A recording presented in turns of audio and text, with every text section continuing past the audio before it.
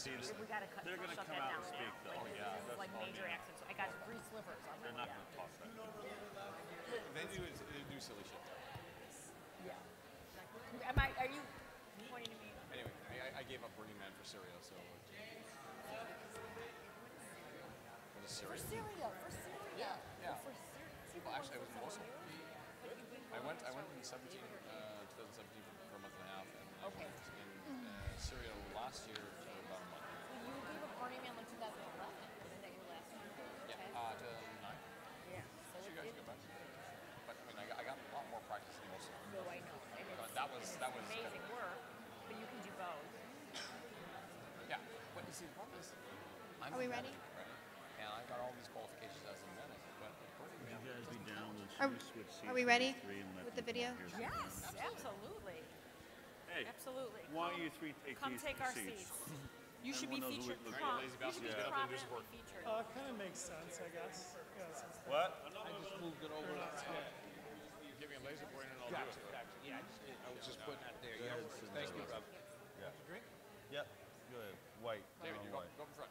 You're in front. There. Yes. And we will. And I get to sit behind you and make all kinds of funny faces. I remember that. That ages us. It's a commercial. I can't remember what it was for. Just waiting for another minute. I'm sorry, guys.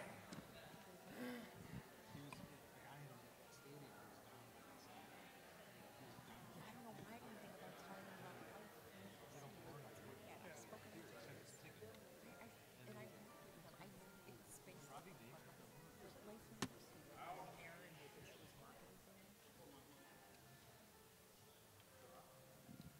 Chris. What? There's a chair or what? My chair? And so, do you want me to? Slide it? How about that? Go back. You guys make up your mind. There's lots of snacks back. There's nuts or some almonds. As long as they can see me. Yeah, exactly. Yeah. I'm really. Have scrubs.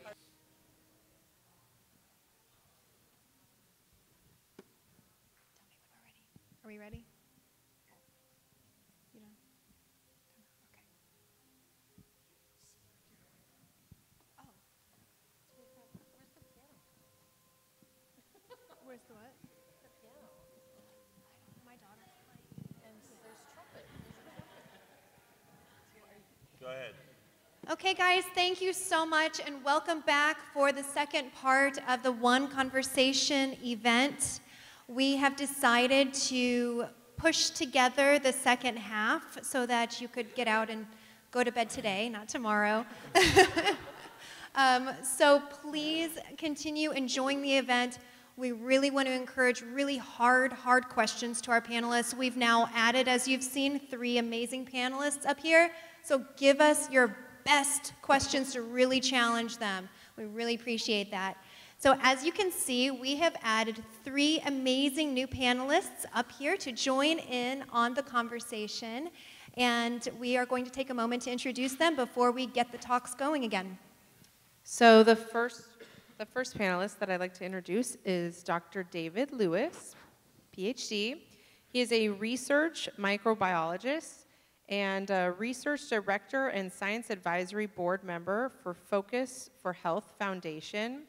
Dr. Lewis is an internationally recognized research microbiologist whose work on public health and environmental issues as a senior level research microbiologist in EPA's Office of Research and Development and member of the graduate faculty of the University of Georgia. Has been reported in numerous news articles and documentaries from Time Magazine and Reader's Digest to National Geographic. He is a senior science advisor to the National Whistleblower Center and a member of its board of directors. Thank you so much.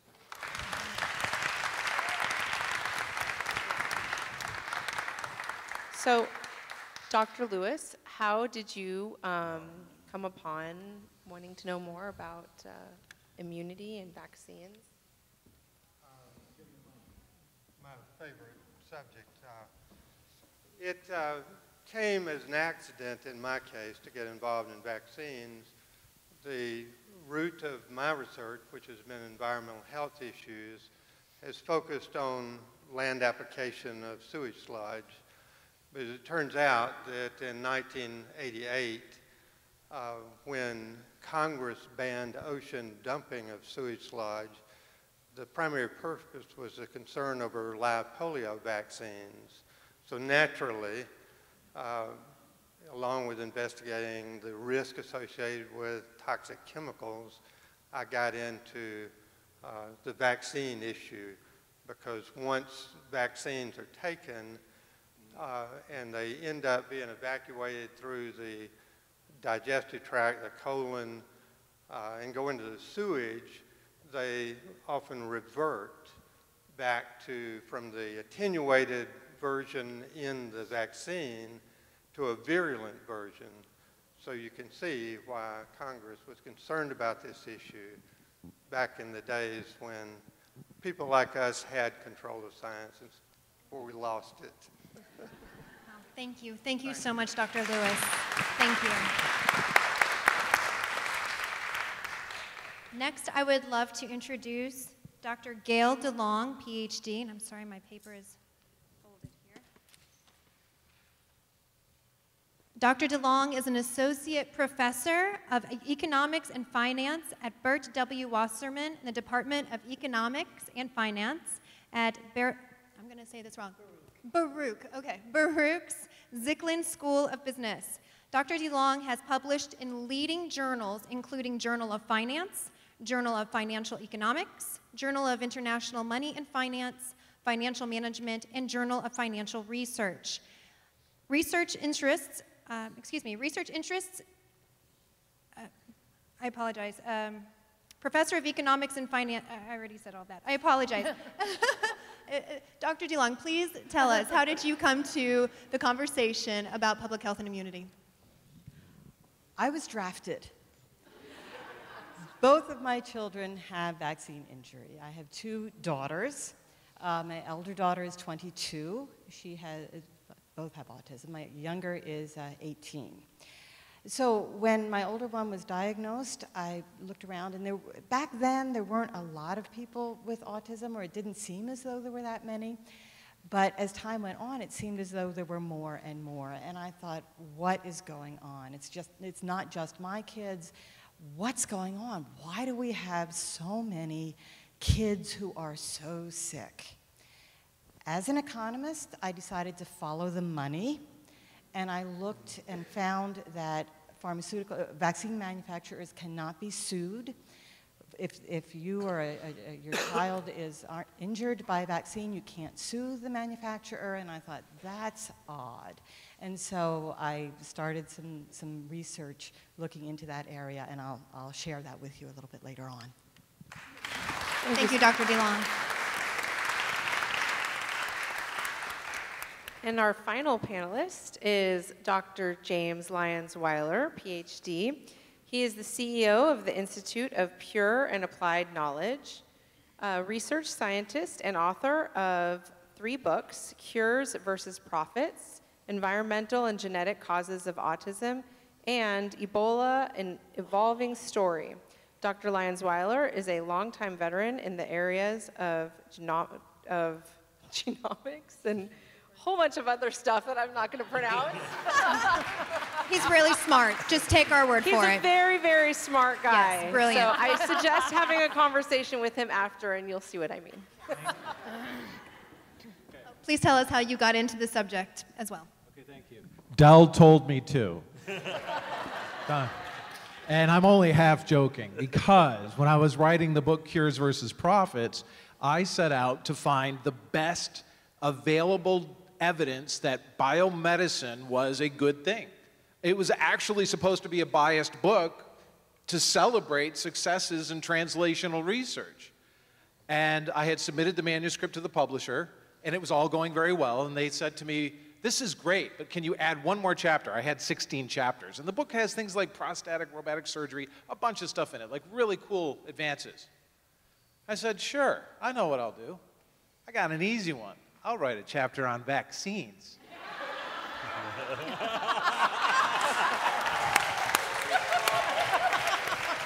And the show is done.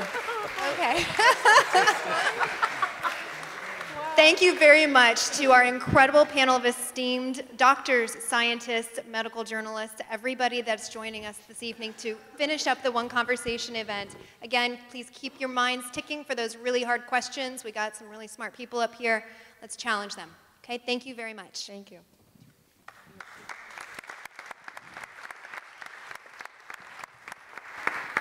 All right, I'm back. Oh, let me see. Well, when you're in radio, you learn to make sure you don't have a hot mic. Because all kinds of problems can ensue, as you guys probably know. We're going to watch a video. Is that correct? Yep. Yeah. We're going to watch a video about the Disneyland measles outbreak and how this is when the whole debate started. In California, the worst measles outbreak in 15 years is spreading. The virus is roaring back into the headlines tonight. An outbreak somehow traced to someone who had probably caught measles abroad visited Disneyland and may have sneezed. Measles on the march in America. This outbreak is showing no signs of letting up. There are already more cases this year than there were. The number tripled to 644 measles cases reported in 27 states. And I mean, is this all basically because of the anti-vaccination movement, because parents aren't vaccinating their kids?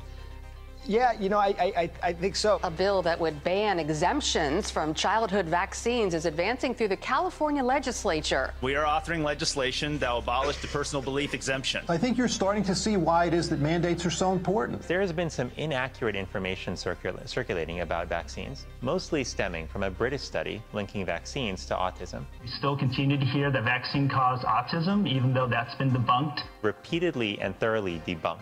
You may have heard vaccination causes autism in 1 out of 110 children. That.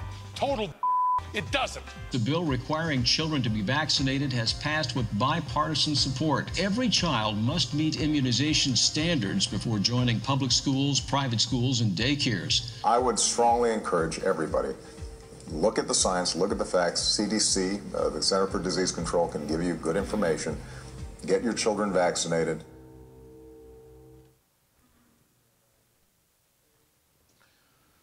You know, it's, I don't know about, I'm sorry. I'm usually not at hard pressed for words, but you watch these kind of things and you kind of, it almost looks like you're watching one of these movies and, you know, everyone's saying the exact same thing. And when you see it like that, you kind of start to think to yourself, wow, they're all saying the exact same thing. But if all these kids were immunized, and I guess I go to, who would I go to? Sherry, okay. I'm sorry, yes, it does say that right there. Dr. Sherry Tenpenny. I want to ask you this. There's a lot of kids at Disney, and they all, 99% of them got vaccinated because the government has said to vaccinate your children against measles, MMR, and there's a measles outbreak. I would think that they were all vaccinated against the measles. Why would they catch the measles if they were all vaccinated? I would think only the kids that were not vaccinated would get the measles. Well, I don't really remember it like this. I remember it more like this. Boy, this is the life, isn't it? Yeah. If you have to get sick, you sure can't beat the measles. That's right. No medicine. Inside or out. Like shots, I mean. Don't even mention shots. Yuck! Measles. Measles. Well, all the kids have now had the measles. So have I. Well, I had them years ago. Looks like the Bradys are finished with the measles. Yeah, finished with the measles. In fact, I remember when that outbreak was going on and they said 644 kids with the measles, and I thought, lucky them. They're going to have a whole lifetime of immunity now. Lucky them that they had that. Because what ended up happening after all of this hullabaloo in California and everything that was happening out there It came down to all of those unvaccinated kids, because it's not about the individual, it's about the herd. And we have to all be vaccinated. So I have to be vaccinated to keep you from getting sick, which I've said forever. It's like in all these flu shot mandates, like for healthcare workers. It's like, how does me getting vaccinated keep you from getting sick? When you are a smoker, you eat garbage, you know, you don't take care of yourself, you don't wash your hands, your vitamin D levels in the tank. But of course, if I get a flu shot, it'll keep you from getting sick, right? So this whole issue of herd immunity is sort of like the last little bastion of argument. Like one of the questions that came up about, you know, it's better diagnosis, you know, so, and like Del said, you know, if we got them pushed into the corner about better diagnosis and they couldn't have made this diagnosis 20 or 30 years ago, then they really need to go back to medical school or have their licenses revoked. I mean, because seriously, it's not about better diagnosis. And look at the numbers. But it's all about herd immunity. In fact, I was at the American Osteopathic Association meeting this last weekend in San Diego, where I was supposed to be on the schedule. They'd given me 3 talks back in June, and 2 weeks before I was supposed to present the talks, the CME department at the American Osteopathic Association decided that my talks were inappropriate for their doctors. And they pulled me off the schedule, and they put 3 pro-vaccine talks on instead. And so there was a big thing that went back and forth, because I said, well, how do you know that my slides were inappropriate? You haven't seen them. And they sent me an email that was a cut and paste of the CDC's guidelines and what ACEP said, that the American Osteopathic Association needs to be pro-vaccine. I said, well, that didn't answer the question. You haven't seen my slides. Couldn't you just ask me to like read a disclaimer that says, you know, we neither support or whatever with this whole thing, read a disclaimer, but we know that vaccination is a hot topic and, you know, we want our members to be able to hear this for themselves. Or the third thing was, being a DO and being probably the most knowledgeable osteopathic physician in the country on this topic, don't you think you want your dues-paying members who have come to this conference to actually hear from me? Crickets. So when we talk about censorship, it happens at every level. And actually, there was a good moral to that story, is that several of my colleagues were so upset about it, they rented me a room down the street at a Marriott so that I could still give my talk to about 20 people who showed up. So it was really good. So, but the censorship is really bad. And while we were there, the main thing that kept coming up was, oh, I understand, you know, it's about informed consent, but what about the herd? What about public health? What about the herd? Well, the real issue is that there was herd immunity a long time ago. And there was a natural herd immunity that was actually a very good thing that really did protect people. But now with vaccination, we've changed everything. So these are some key points about herd immunity that I think are kind of boiled down sort of things. And like Bob said, he was laughing at me that I could talk about all of this in like, you know, 10 minutes or less. So, but here's your key points, okay? So listen fast. So these are the assumptions that are behind the vaccine industry. Everyone is susceptible. Remember when we talked about that Cornerstone study in 1977 that switched the word immunity to susceptible, and that we had to go to eradicationism. We couldn't just have mild outbreaks. So everyone is susceptible. And everyone will be exposed to every one of those vaccine-preventable pathogens. And of course, on the same day, just like how we give all the vaccines, you're going to see hepatitis B, Hib, rotavirus, chickenpox, measles, mumps, rubella, you know, all on the same day. That's why we have to vaccinate you on the same day. And 13 strains of Prevnar and all that stuff. So everyone's going to be exposed. And if you're exposed, you're going to get sick. And not only are you going to get sick, you're going to get worst-case scenario sick.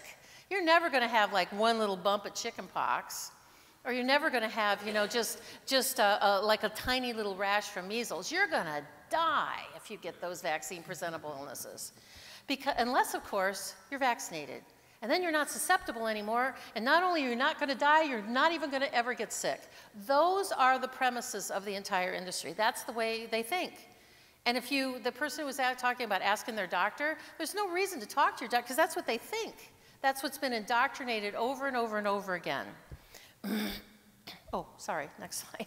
So what is the definition of herd immunity? I mean, what is this thing that we keep hearing about? That if we stop vaccinating, oh, the herd, everybody's going to die because they're going to be susceptible because they're not vaccinated.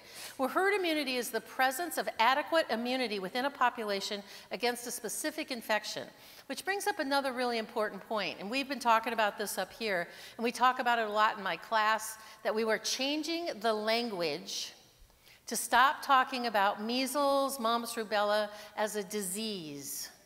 Because disease sounds so scary to new parents. Oh, you want them to get those diseases, do you? We need to change that language and just talk about infections. Everybody's had an infection. They've had a sinus infection, a bladder infection. They've had an infection on their fingers. So you've taken down the fear factor that now we're talking about infections. We're not talking about diseases. You know, so we need to change that language. So specific infections. Whoop, go back one slide. Okay, so how did we come to accept herd immunity as the reason that we must accept mass vaccination? If we want to keep in a population-controlled basis, how did that suddenly get translated over to everyone is susceptible and everyone must be vaccinated? Next slide. Because this is what natural or real herd immunity was all about. And it really did happen. That when infants that are less than 6 months of age can be susceptible to infections that can be serious, particularly pertussis, even measles at a very young age in a vitamin A deficient population like that you see in third world countries, that they really are more susceptible to a serious illness. But if mothers had had the real infection when they were growing up at the age appropriate time of like 9 to 10 to 11 years of age, they had the infection, and this is key, in the presence of fever. How important is fever in terms of processing pathogens and being able to maintain your long-term immunity and health? So those mothers who experience that real childhood illness pass that natural protection to their infants through both the placenta and the breast milk. That was real natural herd immunity. And that passive immunity protected infants through their highest vulnerable periods of somewhere between 1 and 6 months. Those real antibodies that had been developed against real pathogens in a real human who experienced a real infection in the presence of fever. So they activated both their Th1, their macrophages, their Th1 pathways, and their Th2 pathways for the long-term immunity. And then by 1 year of age, those infants could mount their own response. So if they were exposed to measles, mumps, rubella, chickenpox, any of those things, they could mount their own response, experience their infection on their own, have a fever, and be just fine and have a lifetime of immunity. That was really herd immunity. So that when people would get into their teenage years, that as you had like 67% of the population, about 2/3 of the population, who had really experienced the real infection, that would stop the transmission of those pathogens from one person to another, and it would protect the persons in the extremes, the very young and the very old. So herd immunity used to be a real thing. I'm making a distinction, like the distinction between, excuse me, the distinction between disease and infection. I'm wanting to make a distinction between real, natural herd immunity and medical immunity. Because vaccination came along and changed everything. All these vaccines led to a loss of natural protection amongst infants. And there are lots of studies in the medical literature that talk about that they look at the antibodies in breast milk of mothers that had been vaccinated for measles versus mothers who had actually experienced the measles. And the antibodies are not the same. The mothers who had had the real infection have a higher concentration that lasted longer and had a better affinity for the virus than the antibodies that are passed through the breast milk of mothers who'd been vaccinated. The other thing is that there's this waning antibody coverage, that these vaccine-induced antibodies for measles last somewhere between 10 and 12 years. Rubella is 12 years, and all the other antibodies from all the other vaccines are much less. So when we started doing all this massive vaccination, which actually really started in the 1960s but got heavy-handed starting in 1991, we changed everything. Where did this concept first come about? It was a long time ago. It was sort of like when Chris was talking about aluminum. They've been talking about aluminum since like 1911. Well, herd immunity first came into our consciousness in 1923. almost 100 years ago, with the first time that that was used in a medical paper in 1923. And then this is the cornerstone, this is the seminal study that happened in 1930. This was a physician who was in Massachusetts, who did an observational study of measles data collected between 1900 and 1930. 30 years he followed this. And what he concluded was that when 55%, a little more than half, or more than that, had real measles in children under 15 years of age, the outbreak stopped. That stopped the transmission, and it appeared as though the lack of transmission protected the herd who had contracted measles. 55% to 60% needed to have the real infection and real natural herd immunity. But what does the vaccine industry say we need to have in terms of a vaccination rate to have herd immunity? 95, 97%, something like that, because it doesn't work. Because it doesn't work. But that's a really, that's the seminal paper. That's the place where this started back in 1930. And then this is where the language started to change. In 1936, Greenwood had a textbook, the textbook of epidemic and crowd disease referred to herd immunity, one of the earliest appearances in a medical textbook. And this is where the language started to get really fuzzy, when they started talking about immune, meaning vaccinated. Not immune because I'd had the real infection and I had recovered and my whole body has a lifetime of immunity, but immune started to mean vaccinated, and unimmune or not immune meant to be susceptible were the unvaccinated. And this is the other landmark study that is really important in terms of cornerstone stuff about herd immunity. And this came out in 1971. So I want to read this and then we'll break it down just real quickly. The purpose of an immunization program is to reduce the supply of susceptibles, meaning vaccinated, to such an extent that the probability of spreading an illness is very small. But no matter how large the number of the vaccinated population is, there'll be some little pockets of unvaccinated people out there that are susceptible that could blow up into some big epidemic. 1971, now compare that to measles in 2014. Oh, it was those unvaccinated little susceptibles around there that created this 663 people that got sick and raising epidemics. Because we started talking about vaccinated, meaning being immune, not healthy, being able to resist infection. That started in 1971 and has continued, it hasn't stopped. And so this is when, so they started talking about susceptibles being unvaccinated. So that's where this all comes from. So if you know a little bit about the historical fact of how we got here, you'll understand how this is all planted into people's brains. Then the other thing that they said is that the only way that medical herd immunity or vaccination really works is if it breaks the chain of transmission. So you get a vaccine, you get an antibody, and you're around sick people, the antibody will stop some of that transmission, which is another long discussion, but that's where this whole argument comes from. Except that many of the vaccines we get don't even follow that particular mode of thinking. That medical herd immunity does not apply to most vaccines. I mean, you get a hepatitis B vaccine, how can you not spread something you don't already have? In a toxoid, a tetanus vaccine, diphtheria and pertussis, they protect the person ostensibly who's been vaccinated, but that does nothing for the herd. Nothing. So the next slide. And oral polio vaccines has live viruses, so I get oral polio, I can shed that virus to somebody else. So I'm not stopping the transmission of infection, I'm actually inducing the transmission. The rotavirus, the same thing. Chickenpox and the shingles vaccine can both shed viruses. And FluMist, which is one of the vaccines that they removed and now they brought it back, it spreads live viruses for up to 21 days according to the package insert. Next slide. So the key points on this, always remember these assumptions. These are the things that people really assume, particularly your doctors, that everyone is susceptible if you're not vaccinated, and that you will be exposed. If you get exposed, you're going to have the worst case scenario. You're never going to have like some mild little infection that's going to come and go and you're going to have a lifetime of immunity, unless, of course, you're vaccinated. And the first use of this was in 1932. The medical herd immunity contribution, the seminal paper, was in 1971. And then this is the key to the whole little 15-minute presentation I just did.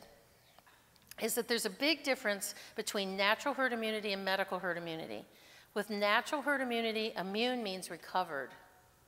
It means I got sick, I had measles, I have a lifetime of immunity, I got over it because my vitamin D level is good, I wash my hands, I eat good food. Immune means I recovered from this infection. With medical herd immunity, immune only means to be vaccinated. And if you're not vaccinated, then you're not immune and you're susceptible and you're probably going to spread infection everywhere, except healthy people aren't harborers of infection that they can just spread to everybody. Okay? And the most medical herd immunity is based on a mathematical model that doesn't transfer to real life models.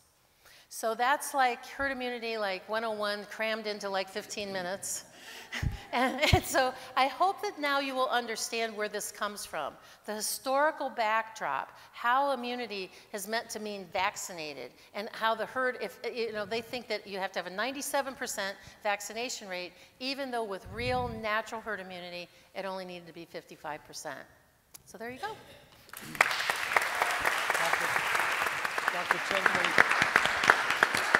Dr. Tenpenny, I want to, 3 quick points. Yeah. You talk about breast milk. If breast milk has antibodies, why do they push, particularly in poor communities, these Enfamil and things like that? It's,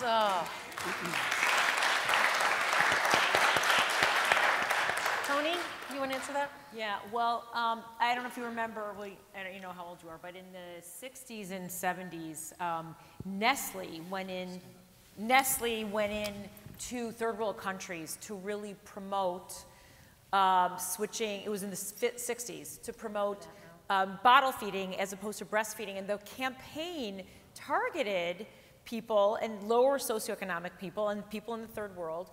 And it made it so breastfeeding was a thing of the past and looked down upon.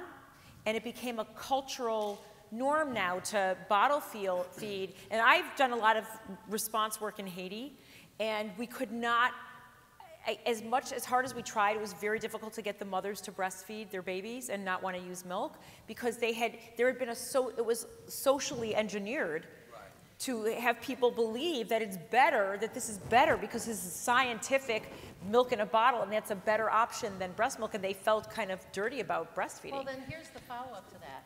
That Nestle went in and did all of that, and then as soon as they, over years, had the mothers psychologically transition to that, Nestle pulled out. And Nestle pulled out and stopped delivering milk, and thousands of babies died. And that's a true story. Also, in your slide, one of your slides, you were reading, and I don't remember which one, but there was a very important statement. It was the 71 study. And it said the herd mentality, if you had a certain percentage, 55, I think that's the slide. But there was a comma, and it said, such as low economic neighborhoods. Yep, that's what it exactly said. Yeah, can you? So what they're talking about is they really think, you know, there have been a lot of studies that have been done that said that the higher vaccination rates are amongst the more educated and the more affluent, because they go to the doctors more often. So we may find in Hispanic communities or in African American communities or in the slummish areas that those are pockets of kids who are unvaccinated, which again, it sort of goes to what we talked about the first time. Those are also the kids that probably are not living in the best of circumstances, probably don't have the best diets, and on and on. Because I was talking earlier, and the sisters were saying that you can't get WIC and different government benefits unless you're vaccinated. Yep. So is that how they ensured low economic neighborhoods got vaccines? I think you're right. Yep. I think you also have an added issue there, and when we talk about African American populations have higher amounts of autism, things like that, we're seeing that.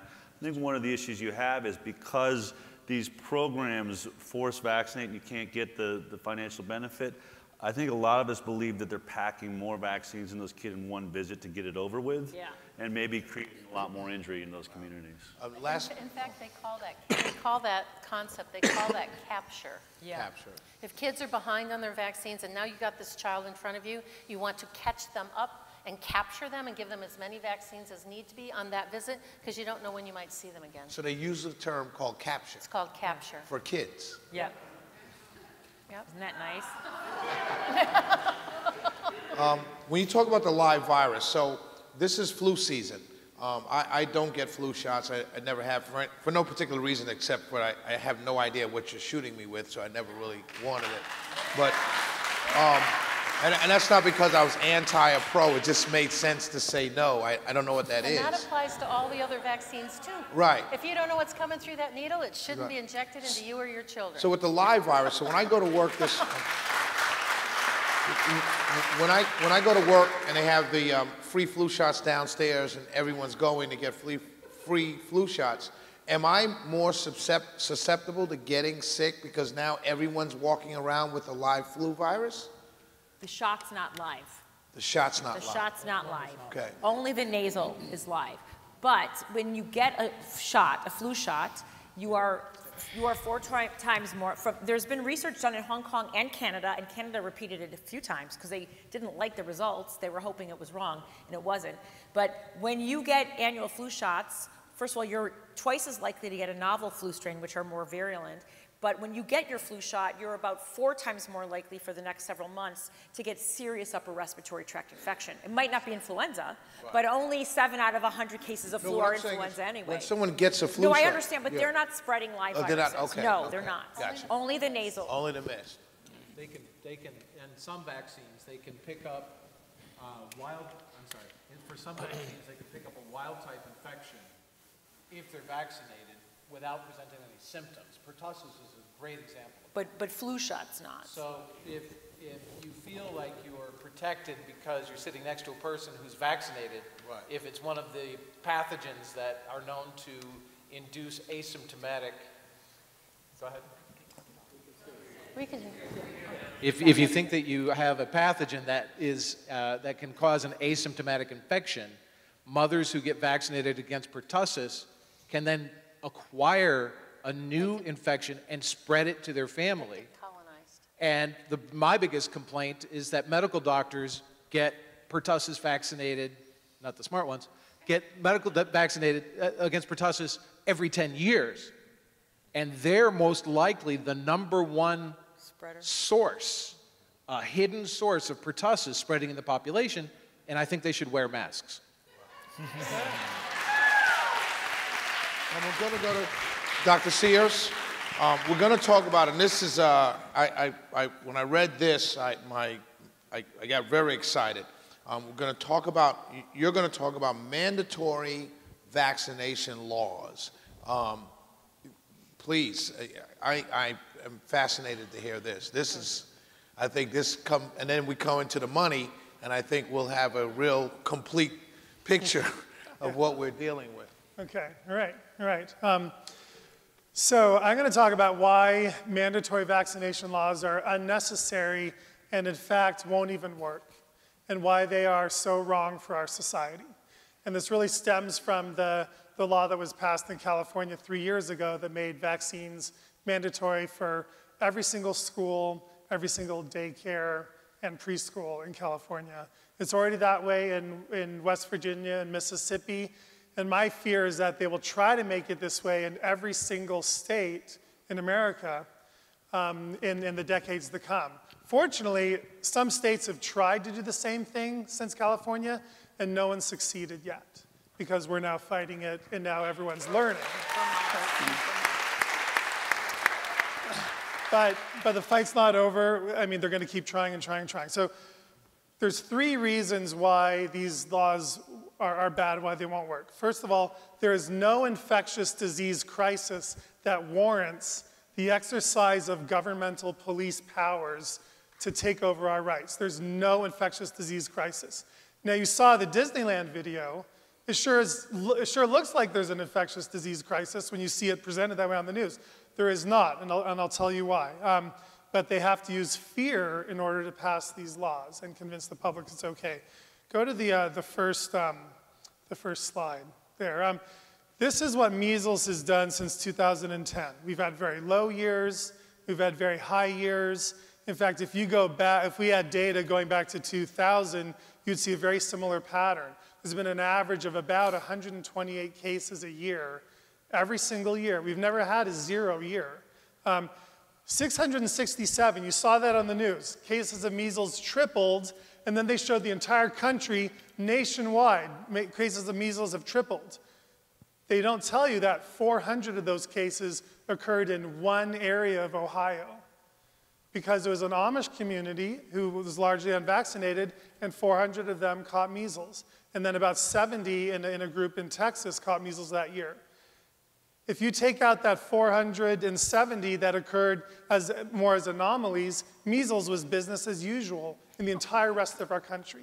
But they're not going to tell you that. They're going to tell you measles has tripled, because that's what sells. Was that the 667? Yeah, 667 in 2014. So when you're doing statistical analyses and there's an anomaly like that, you don't look at it. It's an anomaly. It happened once for a very unique reason in the Amish community, but it's been measles as usual everywhere else ever since then. So don't let them lie to you and spread the fear that these kinds of things happen. Plus, you'll see they say measles was eliminated in 2000, eliminated, and now it's back. Now it's coming back. That's also a lie. Because if you look on the CDC website and you track back and try to see how many measles cases occurred in the year 2000, you'll see the number 86. There are 86 cases the year it is eliminated. That's actually higher than a couple of these other years, because the CDC defines an eliminated disease as one that no longer continuously circulates. They still consider it eliminated from the United States. But that's what we're dealing with. We're dealing with lies and fear in order to sell an idea that there's an infectious disease crisis. Play the next video, and I'm going to show you what we're up against on social media. Measles is making a comeback in the U.S. A staggering 54 cases were just confirmed in Minnesota. That's in addition to 61 cases reported in 2017 alone. The U.S. declared itself measles-free back in 2000. So how did this happen? Well, you can thank anti-vaxxers. Okay, yes, of course, right. Staggering.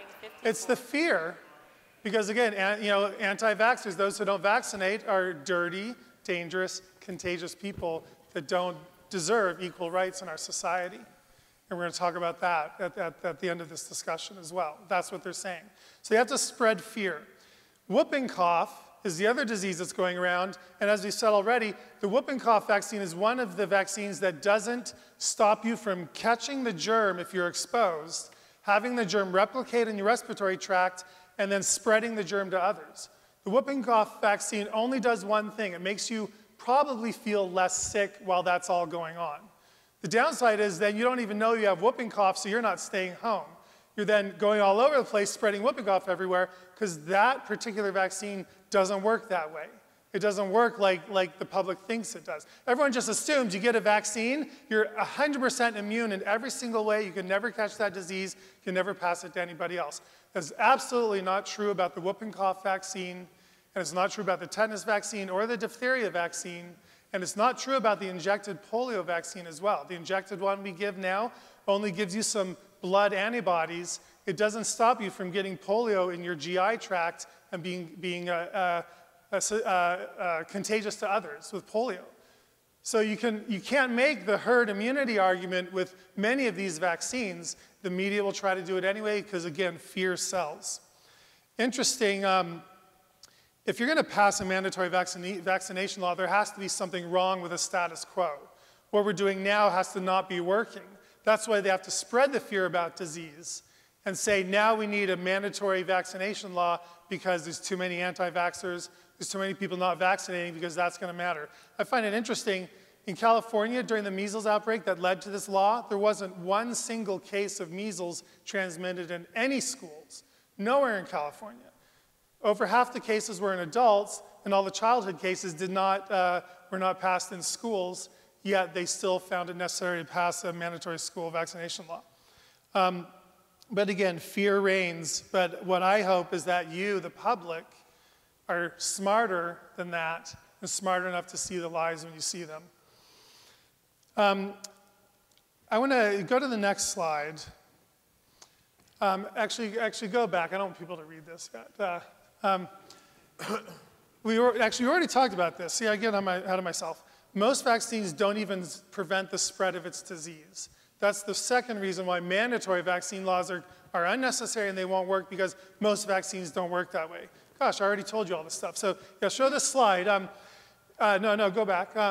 This was a baboon study in which they vaccinated some of the baboons and they didn't vaccinate some of the baboons against whooping cough. And this study was actually done by a researcher at the FDA and a researcher at the NIH, right? Two governmental organizations, very esteemed researchers. This wasn't Joe's granola journal. This was a study done by the FDA and the NIH researchers. Anyway, vaccinated baboons and unvaccinated baboons living in the same community, and they introduced pertussis. They introduced whooping cough into that community. Everyone caught it. Almost everyone caught the disease as expected, the vaccinated and unvaccinated. But what they found was interesting. The unvaccinated baboons only caught the disease once, and they were very unlikely to catch it again. So therefore, they were only sick once, and they were only contagious to people around them during that one time period. The vaccinated baboons were much more likely to catch the disease again and again.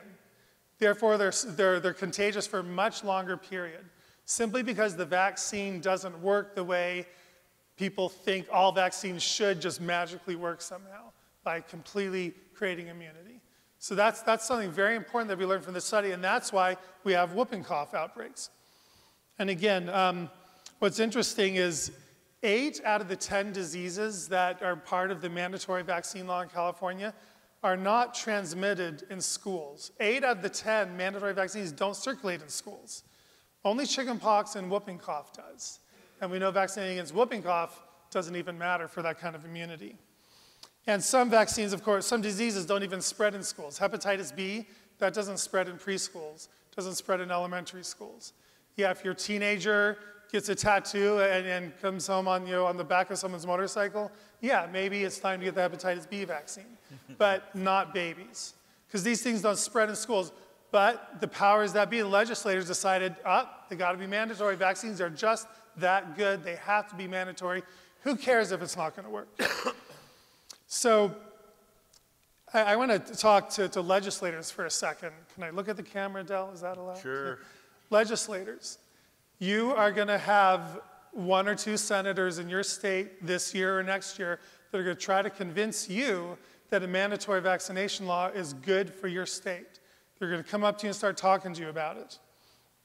You need to look that senator in the eye and ask, why are you trying to pass a law that mandates vaccines that don't even prevent the spread of its disease? Like polio, the flu shots, whooping cough, and vaccines for diseases that aren't even transmitted in schools, like hepatitis B and tetanus. Why are you trying to mandate these? If that senator can't give you a better answer other than, well, vaccines are great, their diseases are bad, we need to mandate all of it. If that's all they can say to you, then they have no business being an elected official, and you have every business to shut down their law and represent your constituents and stop mandatory vaccination laws in your state.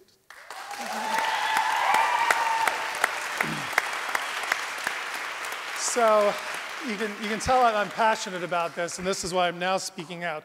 And then the third reason is I can just briefly, because we've touched on it, but no one else has shown the IOM 2013 report, so I'm going to show it. The uncertain safety profile of the CDC schedule, I think, makes mandating these vaccines ethically problematic. You hear vaccines are safe and effective. You hear that all day long. Well, you can keep saying that until you're blue in the face. What you can't say scientifically is that the CDC schedule of vaccination is proven safe. You can't say that at all. Show the next slide. Yeah, here's the Institute of Medicine 2013 report on childhood vaccine safety. They say studies designed to examine the long-term effects of the cumulative number of vaccines or other aspects of the immunization schedule have not been conducted. The studies have not been conducted. Existing research has not been designed to test the entire immunization schedule. Our committee found a paucity, that means almost nothing, of information, scientific or otherwise, that address the risk of adverse events in association with a complete recommended immunization schedule. So yeah, vaccines may be safe and effective, but you cannot say that about the schedule, and that's also why they shouldn't be mandated, in my opinion. And Shelley, I'm curious to get your take on this next point, because what I think that those who are pro-mandate and who are against informed consent are trying to do is they're trying to create this environment of discrimination against those who choose a natural immunity lifestyle and a natural approach to immunity. What's going on is the media, elected officials, even doctors are spreading the lie that families that don't opt in for vaccinations are dangerous. If you don't opt into those 70 doses of 54 injections, you are a dangerous person. So therefore, it's okay to discriminate against you. What you call it justifiable discrimination. And if they can sell that lie to the public, then natural immunity people will become a discriminated minority. So how are doctors personally involved in this? Well, they're warning new moms not to let anybody around that new baby unless they get the Tdap vaccine and the flu shot and whatever else vaccines. Grandma can't hold the baby. Grandma can't come over. Shun your neighbors. Disown your own family. I can't tell you how many patients I see, they don't vaccinate, they've been kicked out of their family. They can't go visit their cousins, family reunions. Even though most vaccines don't prevent the spread of that disease, especially whooping cough, your baby must get that shot. Now, if grandma has to choose between the baby and the side effects of the Tdap vaccine, what do you think she's going to choose? I have a clip to show you, which is There's something out there. It's a highly contagious disease. It can be especially serious, even fatal to infants. Unfortunately, many people who spread it may not know they have it. It's called whooping cough, and the CDC recommends everyone, including those around babies, make sure their whooping cough vaccination is up to date. Understand the danger your new grandchild faces. Talk to your doctor or pharmacist about you and your family getting a whooping cough vaccination today.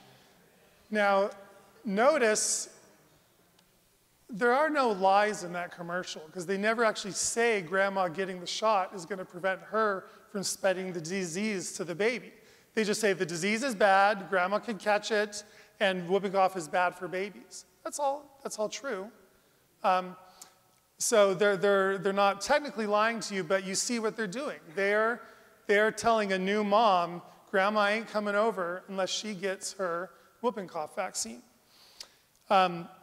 Doctors are kicking patients out of their office over this. In Orange County, where I practice, I'm one of the last pediatricians who will still see people who don't get the complete vaccine schedule. Thanks. And I want you to understand there are financial incentives for doctors to have their patients follow the complete schedule. Doctors get a year-end bonus from their insurance companies if they have a 95% or higher complete on-time vaccination rate. Doctors are in some states now won't be registered in the premier status of their HMO tiers, like those 3-tier systems. You can't be in the gold tier or the premier tier as a doctor unless your office has a 95% vaccination compliance rate.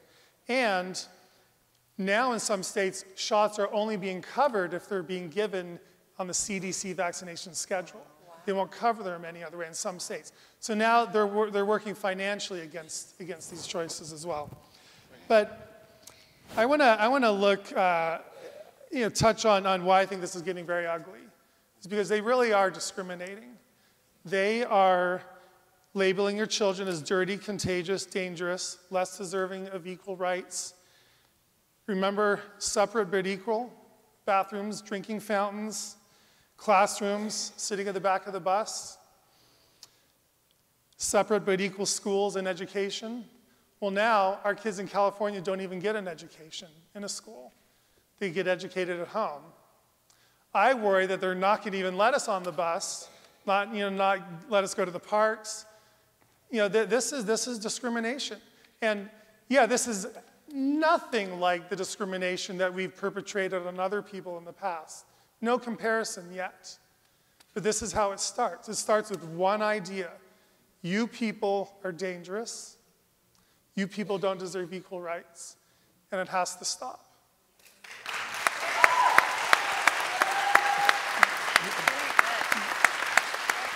So So you say that.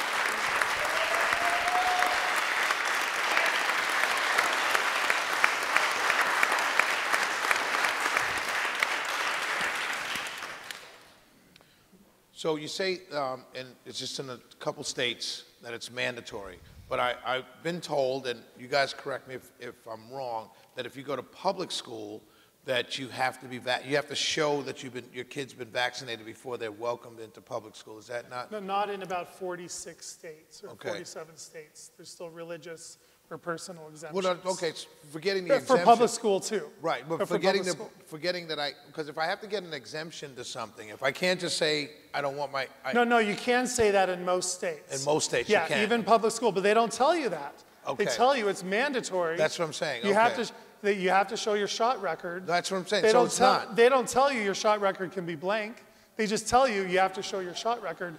You take that as my shot record has to be filled. Right, right. Right? And it's not true. So you're making the public believe something is mandatory without passing a mandatory law. In most states. In most states, yeah. And most states, the private schools have to, in some states, the private schools have to abide by the state law, and they also Right. have to allow religious exemption. This is just nuts. What I don't understand, and I asked this earlier, and I'm not sure, maybe I did get a good answer, maybe I didn't, but the question I asked before was, if there are 100 kids in a nursery school, and one kid is not vaccinated, and the other 99 are vaccinated, how is the 99 kids in danger if they have the vaccine to protect them against the vaccine? You nailed it. That's it. Yeah. So I don't understand. All right. If your vaccines work, why is my kid Why the is my dangerous kid, one? right, why is that kid being looked at and frowned upon? As the dangerous one. Yeah, all right.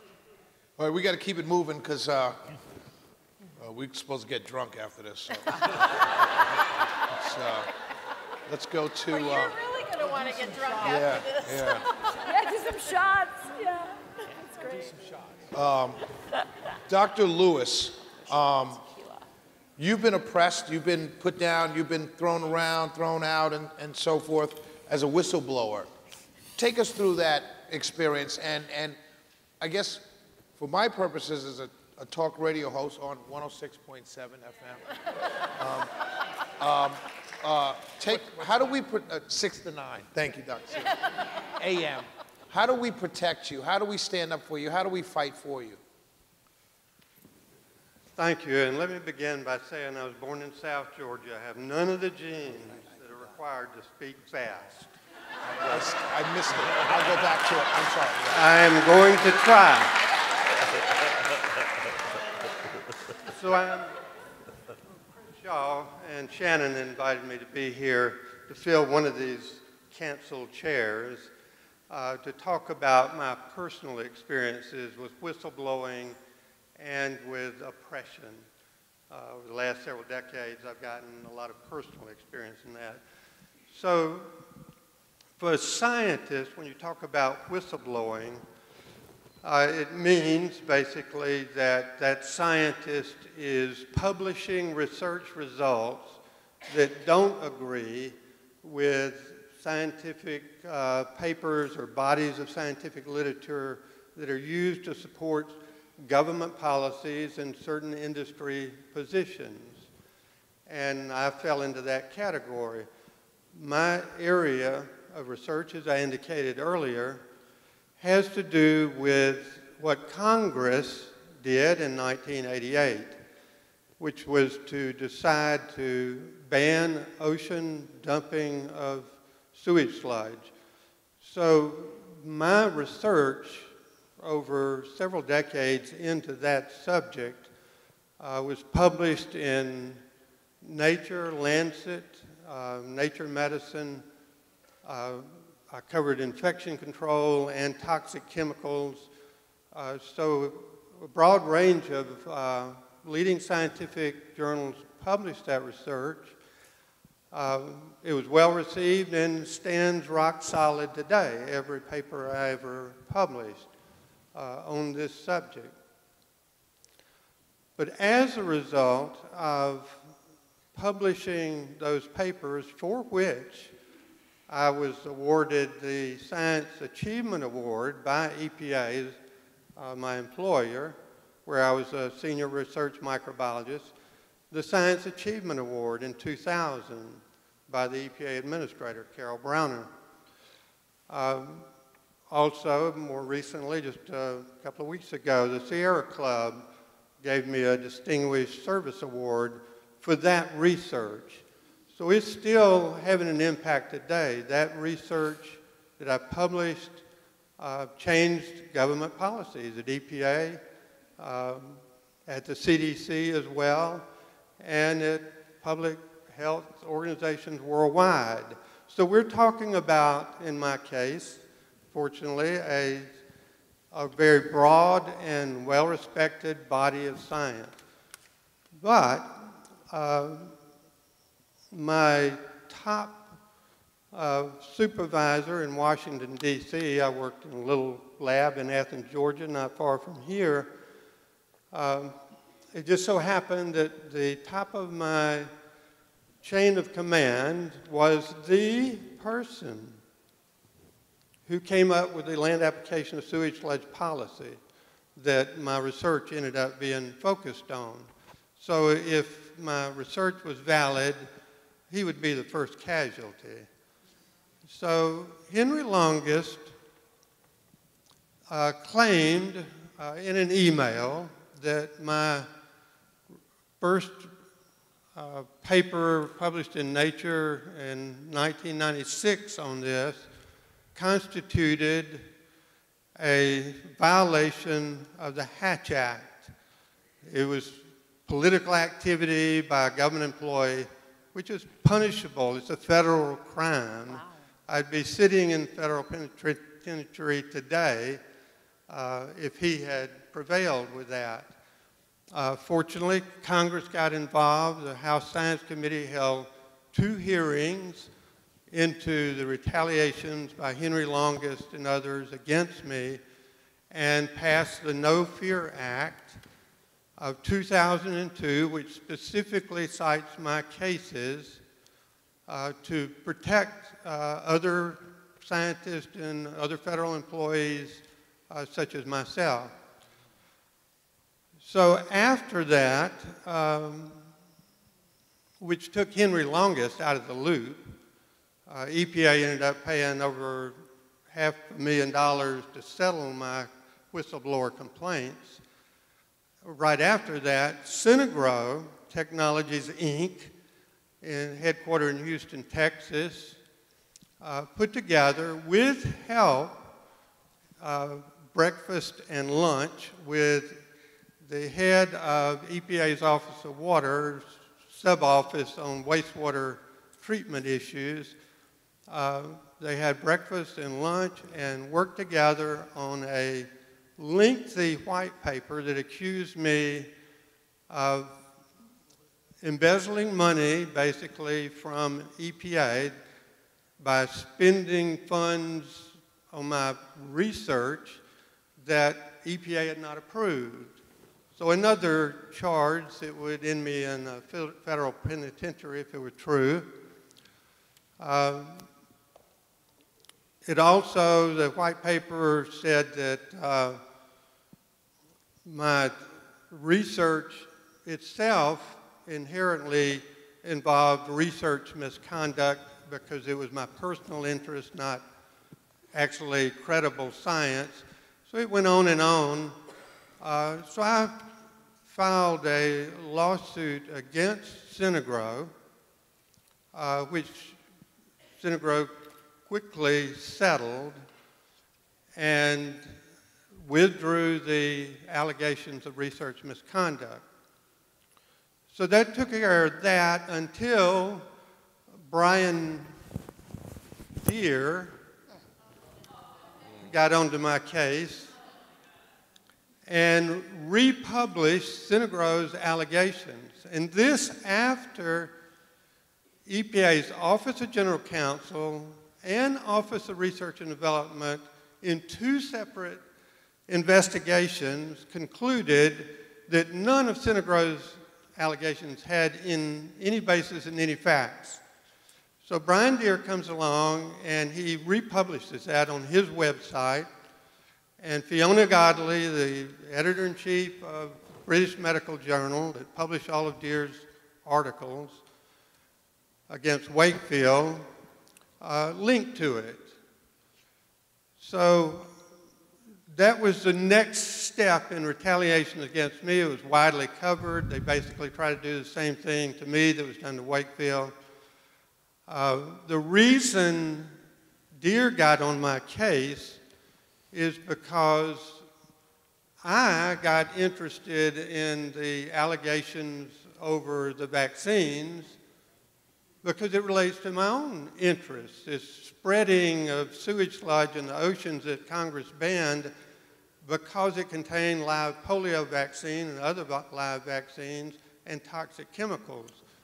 So for a legitimate reason, I took an interest in why was Wakefield being disassembled over something that the United States government actually took that position in 1988 and banned ocean dumping of sewage sludge for that reason. The live vaccine presented a threat to public health. It could create more outbreaks of polio, for example. As in my case, I mean, I have to confess, I've had the flu vaccine twice over the last 20 to 25 years, and I got the flu shortly after, and it's the only time I've ever had the flu, was when I was vaccinated. So I already had an idea that maybe this is something that needs to be looked into. So the reason Deere was so upset with me and just went overboard with his Synagros stuff was because I was invited to be on a panel at Harvard to talk about this subject, and I brought up the vaccines and the biosolids issue there, and then a Nature reporter covered it, and the Nature reporter was very favorable to my research. And so we went on from there to where at the end of the story is my research did stand. It took attack from within EPA and outside, but it got, it made changes. And so I would say that anytime anyone gets involved in any of these issues that we cannot have a conversation about, that they know they stand to lose their jobs. If they get engaged in that, that's why all these empty chairs are here.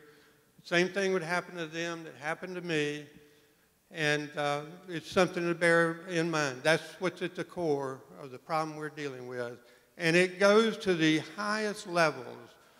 When Carol Browner, the EPA administrator, handed me that award for that research, which criticized EPA's policies in these areas, in the CDC and elsewhere, she took me aside at the awards meeting in Washington with a row of several hundred people standing there in line and spent 10 minutes telling me how important my work was.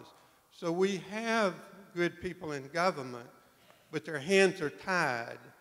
She was asked by someone at the White House if she's ever paid attention to what was happening to me, and she said, I am overruled at the highest levels. So that's how high all this crap that we're getting, like I experienced and others here, is coming from. Thank you.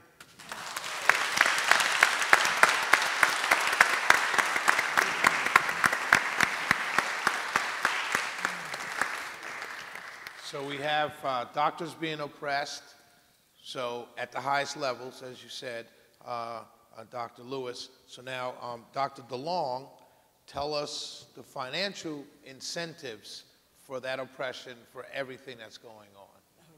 Okay. The financial motivation is very, very large. If I could have the first slide. This is a quotation from Dr. Paul Offit. Some of you may have heard of him.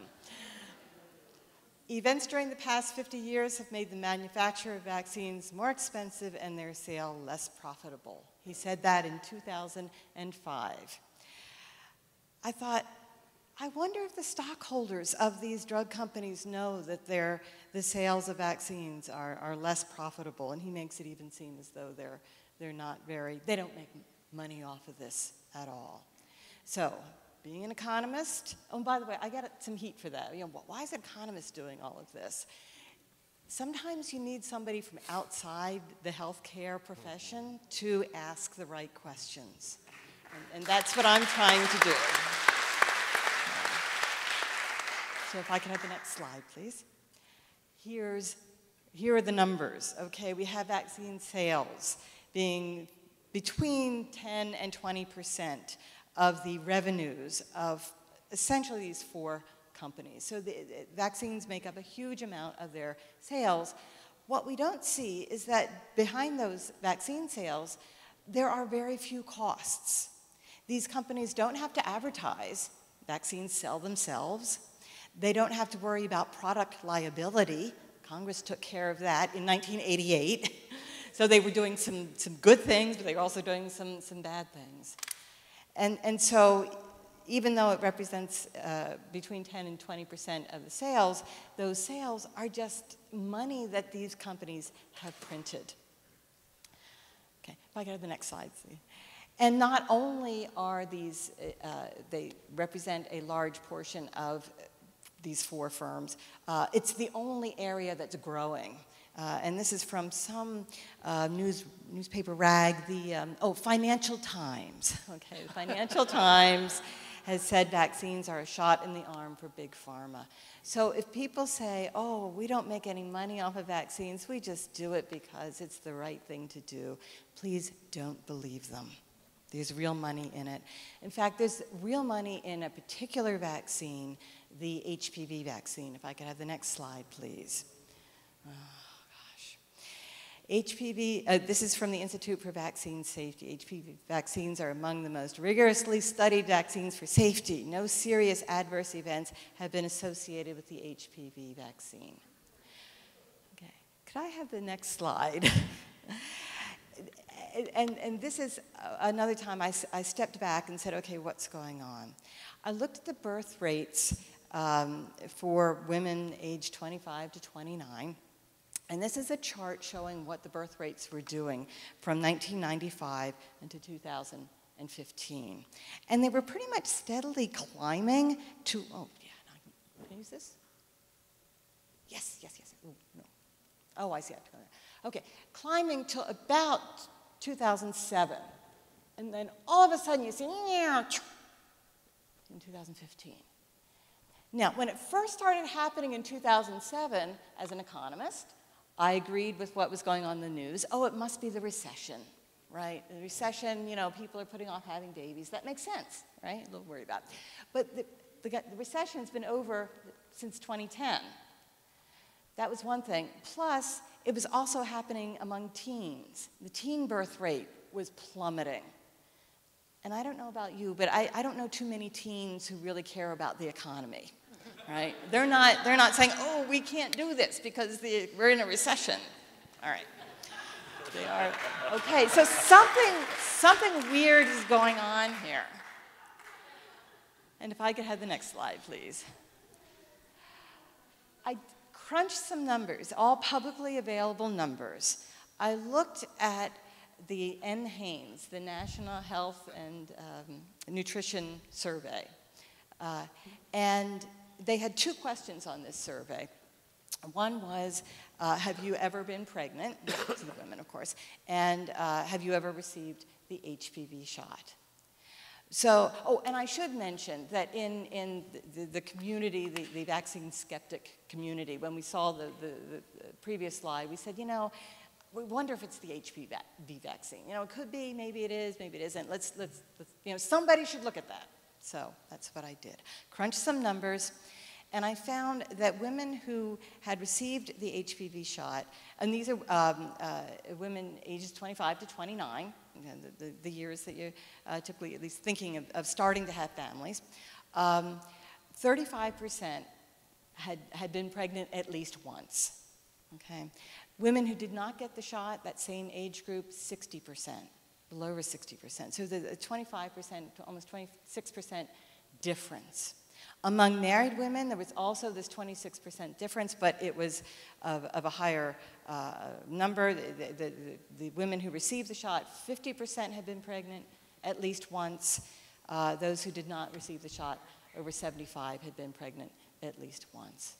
So the idea that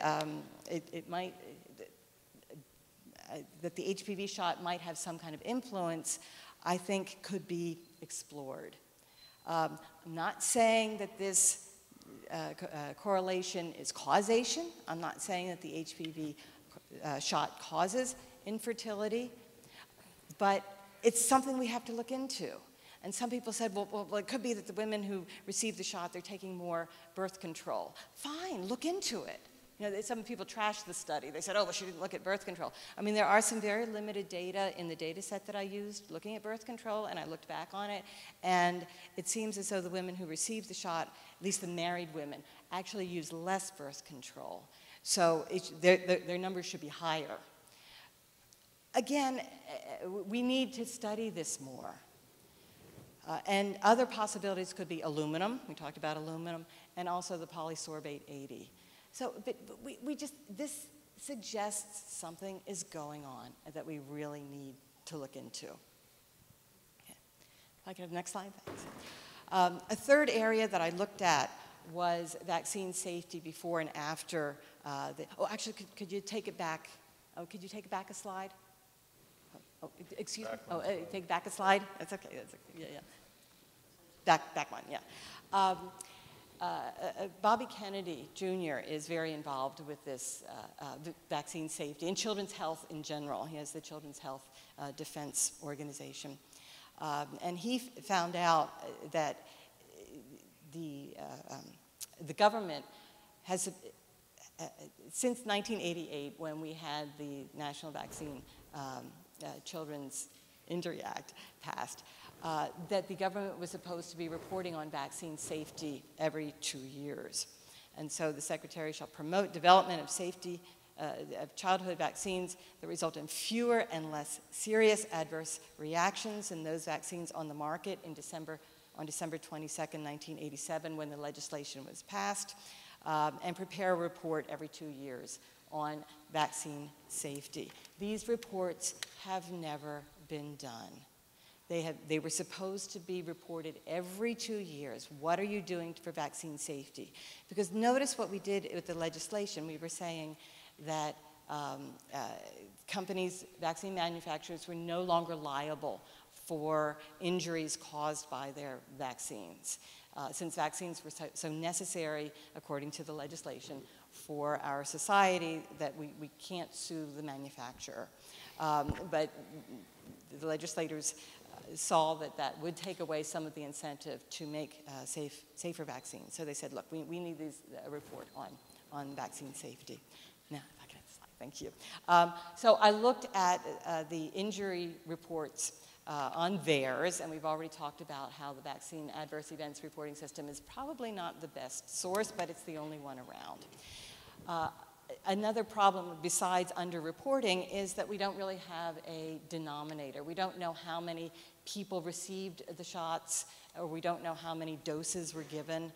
I was able to estimate that, and I found that before the legislation, we had about 21 injuries per 100,000 recipients, but after the legislation, there were about 31. So an increase of about 10 per 100,000 recipients.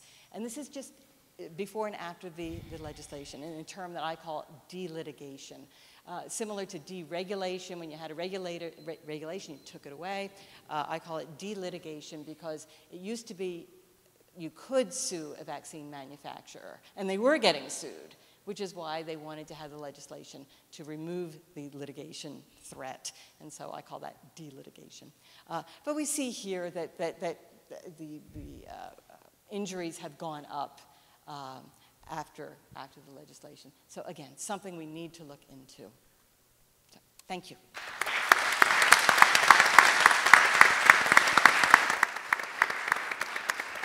Two questions. Who's buying the vaccines? Good question. Good question. There are actually two main buyers. The government is buying, I believe, about 50%. Is that what it is now? The vaccine, because if people cannot afford a vaccine, the government will provide those vaccines through the Vaccine for Children's program. And also the private insurance company, or the insurance companies reimburse the doctors. Yeah, so the doctors are buying them directly. And I know of one doctor, by the way, who took her family to Tanzania on the Sky Miles she earned on her credit card by buying vaccines. Wow. So, I mean, there is a conflict of interest. So if I'm poor, I have children, I can't afford to have a vaccine, when I go to the doctor, do I just get the vaccine? Do I have to fill out paperwork? Do I have to go through because if I can't feed my kids, I have to go through an onerous process to get food stamps. Do I have to go through an onerous process to get vaccines for my children if I'm poor? There's actually a process that the doctor, so certain patients at a certain socioeconomic level qualify. I don't know if Dr. Sears can speak more to it. This is all I know. And if they qualify, then you actually, as your practice, you get them at a subsidized rate. Right, gotcha. Right, so, and then there's free clinics. There are also clinics for Medicare, Medicaid provider. The last question, who finances the Institute for Vaccine Safety? Well, that's an interesting institute. It came about, there were some scientists who were concerned about vaccine safety.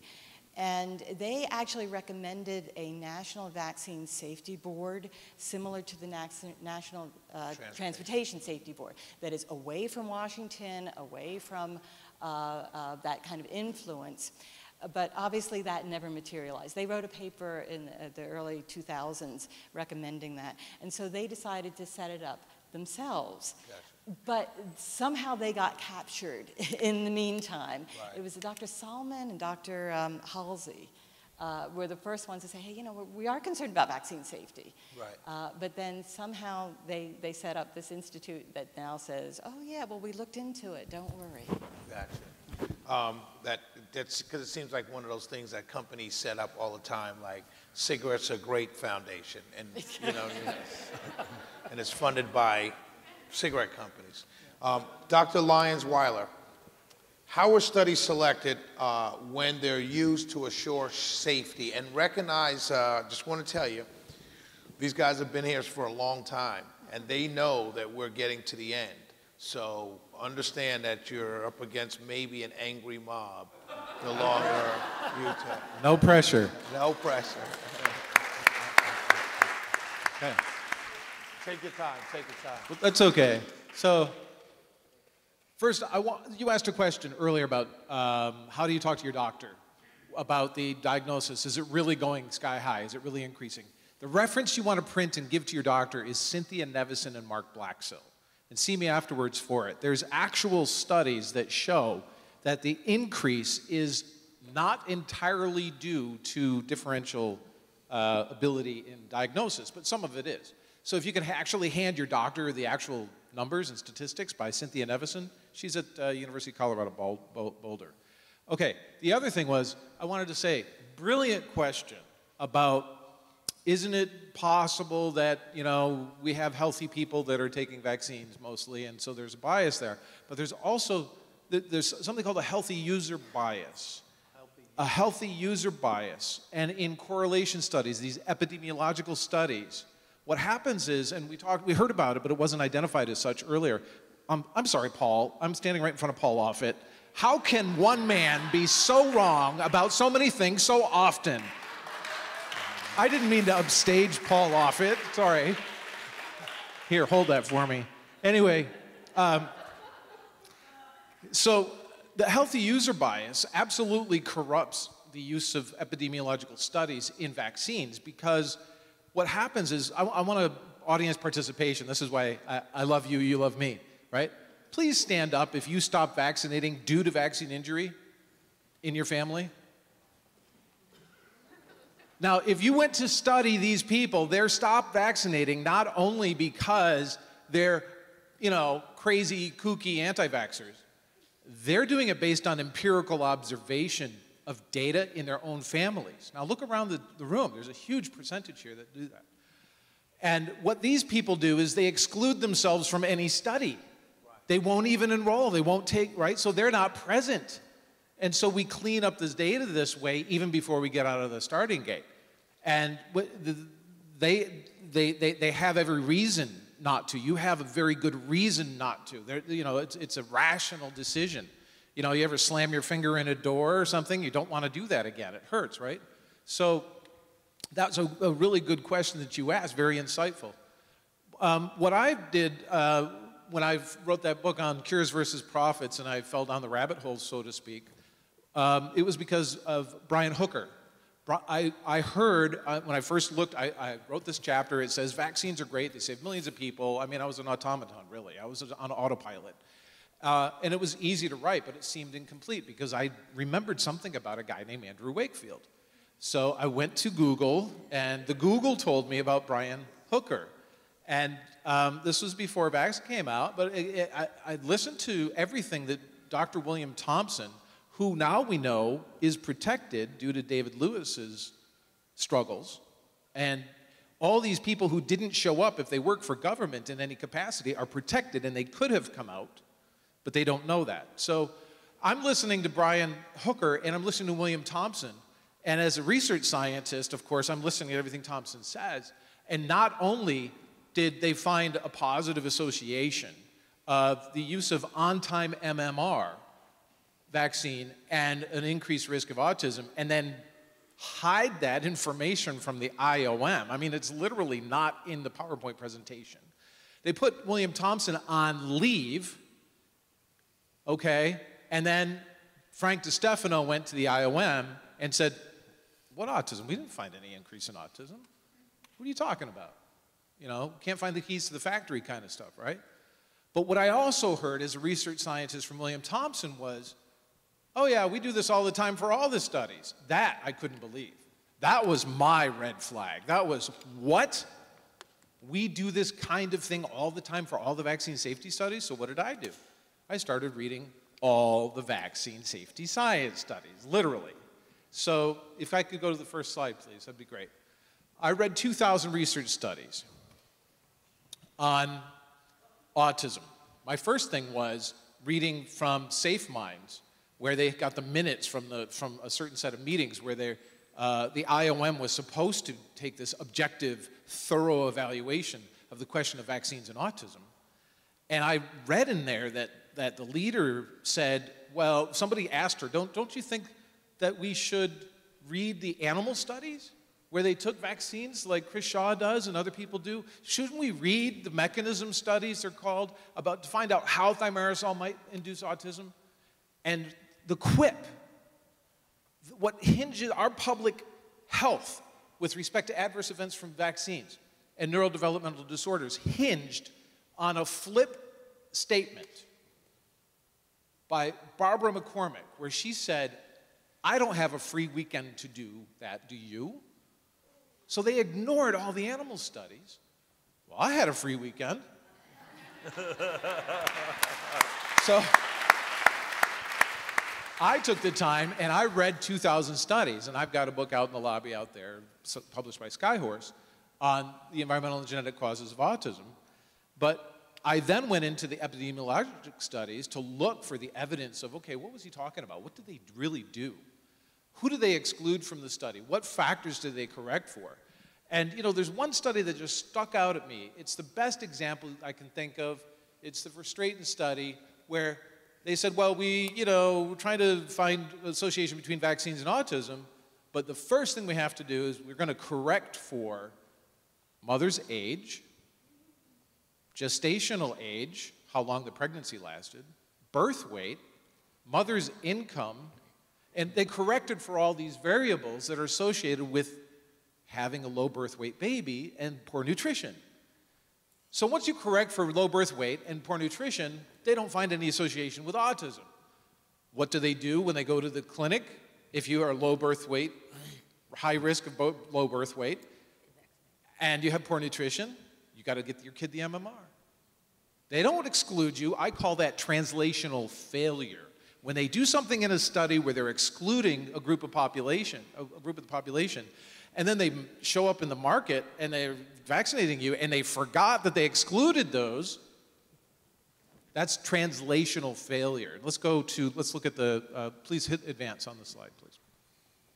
So what I did for my most recent project, this is a research study that's under review right now, was I looked at the 46 studies. There's a combination of 46 studies. One, they're made of a group of studies that the AAP sent to the President of the United States of America, showing vaccines don't cause autism, and the studies that CDC lists on their website that say that thimerosal is safe, and studies that guys like Peter Hotez said, okay, well, you know what, these are the 5 studies that I think show that vaccines don't cause autism, and studies that Dr. Offit cited in a paper saying if you're citing aluminum, you're moving the ballpark, you're moving the goalpost. How are we moving the goalpost when they changed the vaccines? So I could say so much about this. I could talk for hours about it, but when they did the thimerosal-containing vaccine studies versus the non-thimerosal-containing vaccine studies, you know what they found? They found this really strange. They were hypothesizing after the results are known, or harking. They found this really strange result, where there were health indicators associated with thimerosal. Thimerosal was healthier, so there must be some magical mystery. It's a nutrition or something, something good for you. What they should have done when they published the papers, they should have said thimerosal-containing vaccines versus aluminum-containing vaccines, and aluminum has higher risk. CDC needs a thesaurus or a dictionary so they learn how to say the word risk. So I came up with a scoring. So the AAP and hundreds of organizations, when they find out what they signed off on, they co-signed this letter to the President of the United States of America. Well, I've been a college professor for a while, and I teach thousands of students all my life, so I know how to grade papers. So I took each one of those 46 papers, and I put it through a grading scheme. Did they actually examine autism prevalence? If they did, they get a positive 1. Did they compare vaccinated versus unvaccinated? If they did, they get a positive 2. Did they compare just a single vaccine, like MMR, or just pick one vaccine? So those that got MMR and those that didn't get MMR, but they got other vaccines. If they did that, they got a negative 2. Did they just analyze trends? Oh, it seems to be increasing here, no control group. Negative 1. Did they do a randomized clinical trial, retrospective, I'm sorry, did they do a retrospective correlation study? And this is important. Many of you might not know the difference between an epidemiologic study and a randomized prospective placebo-controlled trial, the gold standard that Dr. Tenpenny was talking about. They're completely different beasts. They're not the same kind of clinical study. Yeah, they both use human subjects, but one is vaccinate the population, go out there and grab a bunch of people after the fact and see what you can find. The other one is you get vaccinated, you don't get vaccinated. You get vaccinated, you don't get vaccinated in a randomized way. Or you get the drug and you don't get the drug in a randomized way, which is the answer to the question, and the second question that you asked, which was brilliant.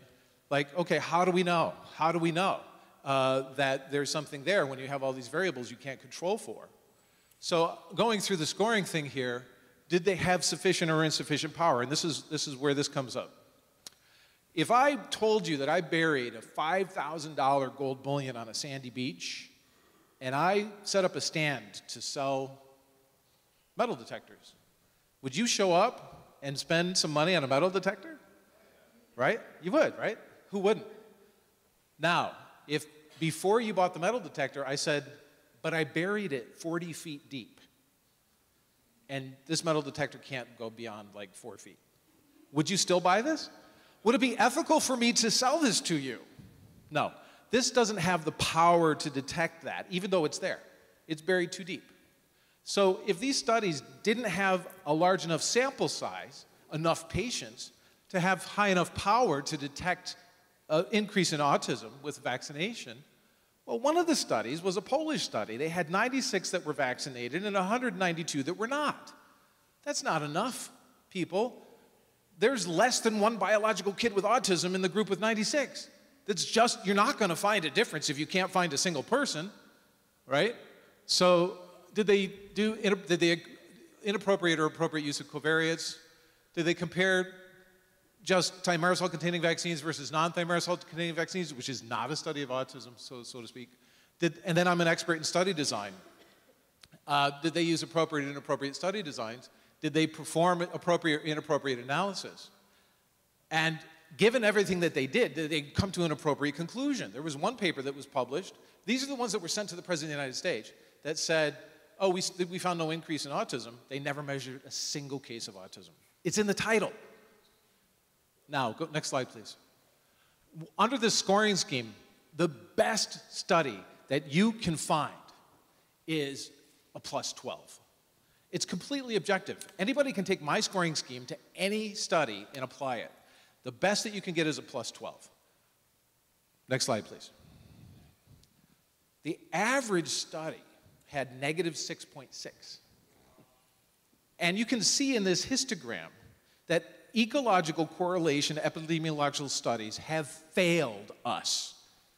I believe that we need to stop saying vaxxed versus unvaxxed without saying, no, vaccinated versus unvaccinated randomized clinical trial only. No more epidemiological correlation studies. Why? Because we're only going to ever make it to the 50% mark. If we don't insist on randomized clinical trials, and if we do a correlation study, and we find a correlation with vaxxed versus unvaxxed, what are they going to say? It's just a correlation. You can't know causation from epidemiology. It's the wrong tool. So if I had a trash can and all those papers, I would throw all of those epidemiological studies out and start brand new. That's right, yeah. Next slide, please. Thank you. Next slide. That's it? Okay. So my overarching conclusion is, and look, they didn't kill me, right? My overarching conclusion is there is no valid science that shows that vaccines do not cause autism. And I also looked at the rest of the literature, and this list left off studies. They sent the President of the United States a biased list of studies. This one had a .8 odds ratio. This list, if you take the other studies they left off, it had a 4.01 odds ratio. So those hundreds of organizations that signed off on this, I bet you not a single one of those organizations even read a single one of those studies they signed off on. Okay? My institute is called the Institute for Pure and Applied Knowledge, James Lyons Weiler. I want to thank our organizers. Wow. Wow. Amazing. Thank you so much. Did you have a question? Yeah. Okay. While I ask a question of Dr. Lyons Weiler, if you do have a question, we taking questions? Yeah. Yeah. 3 questions. So if you could come down and ask your question. I want to ask you. You said no valued studies don't show a correlation between. Could you rephrase that last sentence? What I said was, in my opinion. Keep going.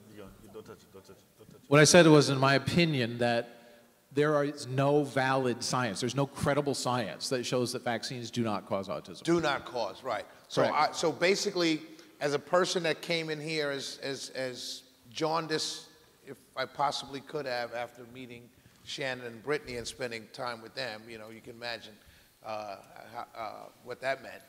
That was a joke. He's not too tired. Poor guy. Poor guy. And having Dell on my show, you can imagine. But the question I have is that I guess what I've heard all evening, that there are tons of information that shows there is. There are a good number of studies. There's at least, I think, 6 or 8 that show a positive correlation. Positive correlation. But it's just a correlation. Right. So here we are, 16 years, 17 years after IOM was supposed to do their job. Right. And the best that we can say technically is, I don't know. You're saying we, meaning the scientific community Right. actually does not have the data to show whether vaccines cause autism or not. Gotcha. And yet you hear it all the time. But we know vaccines do not cause autism. Really? Gotcha. Okay. Gotcha. Thank you. Ma'am? First of all, Thank you, doctor. so much for speaking out. There's so many doctors that will not. My name is Tabitha, and I have a daughter named Caitlin who was injured by the Gardasil vaccine 4 years ago. We actually just got back from federal court 3 weeks ago. My question is to the doctors, like I'm not from a medical field, but I have learned that the MTHFR mutation, which my daughter does have, makes kids more, like they get injured more easily. They can't detox. These are markers that can be found instantly at birth. The angel kisses on the eyes, the dimples. Why do doctors why do y'all not use that as an indicator to do, I will never give my kids a vaccine again in my life. However, I have friends that I've said, your kid can't detox properly because of this mutation. Why is that not used among the medical community? First of all, most doctors don't know they can get these studies, and these are epigenetic studies. These are looking at single nucleotide polymorphic variants. And the MTHFR is just one of these variants that can lead to susceptibility. And I talk about this, and I have to write testimony about this, and this is how we win these vaccine custody cases, but these have only been available for the last several years. 23andMe, Ancestry, 23andMe stopped doing the MTHFR, actually. What we hear in court from the opposition is there's no evidence that kids are more susceptible. However, there is. So Yehuda Schoenfeld and Lucia Tomlanovic published a book called Vaccines and Autoimmunity. And in it, they actually, because it's very hard to find these studies, and you could probably speak to them, Dr. Shaw, but in it, and I'd always heard this, and I never could find evidence of this, that the way researchers study autoimmune diseases is in animal models is they induce them by giving aluminum adjuvants or by giving vaccines. But what they know now is they look for animals, rats and mice, with these specific SNP variants, single nucleotide polymorphic variants, and they say, oh, we looked at, a rat with an MTHFR, has this known variant, and we induced for MS, let's say, or whatever. And so there's different variants, but most people don't know this research. It's very hard to find. I couldn't find it until I got that textbook. And it's not, mainstream medical science isn't accepted. No geneticist knows about it. They don't even look at the epigenetics. They say, oh, it's normal genetics. There's normal genetics. What are they talking about? It just happened. It's just happens. Like nothing just happens, right?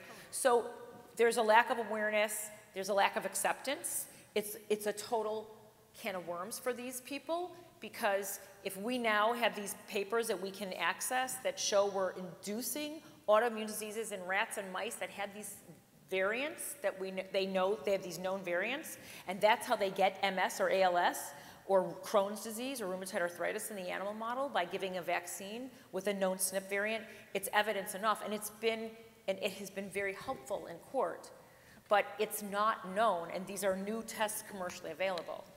Thank you so much. Adding to that, so Dr. Offit and others have said it takes 10,000 times the amount of aluminum per body weight, or 20,000 times the amount of aluminum per body weight when you induce autoimmunity in a mouse or a rat. But Dr. Bark is exactly right, because I've looked at all the studies on inducing autoimmunity in mice and rats with aluminum hydroxide. And that's true. If you just take your generic mouse or rat off a research mouse, and they use 10 or 20,000 times the amount. But if they have a genetic variant that predisposes them to autoimmunity, they only need to use 5 times the amount per body weight that's in one vaccine. And we get kids that get 7, 8, 9 vaccines at a time, or they get how many per year? You saw the schedule.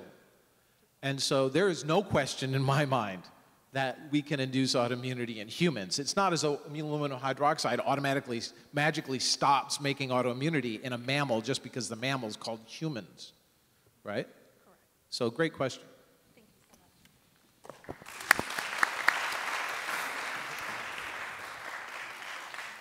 Greetings. First, I'd like to, again, thank Ms. Valles and Dr. Kroner for this session. It's absolutely very eye-opening, very, very much appreciated.